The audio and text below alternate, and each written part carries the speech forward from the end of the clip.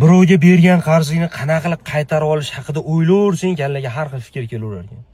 O'ylasam, Shveysariya banklari bor, pul topshirish, qaytarib olish sistemasini bizni o'zbeklardan o'g'irlagan ekan. Modeli bizniki. Mana bilasizlar, Shveysariya bankiga pul topshirayotganingizda hech qanaqa savol bo'lmaydi. Topgan pulingni olib kel deydi, topshir qancha bo'lsa deydi.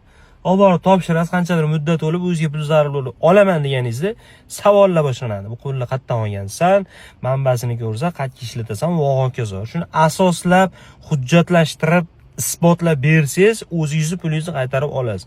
Bo'lmasa, yo'q.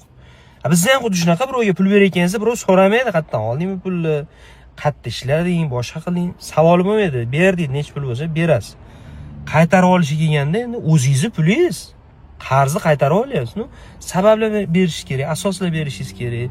Pul zarur bo'ldi, bolam kasal bo'ldi, ana pulni berib tur. Mashina oladigan bo'lib qoldi, ishrab ko'payib ketdi. Bir narsa qil, yordam qil, jichasini bo'lsa ham berib tur deb, yalinib unga sababini keltirib berishingiz kerak-da.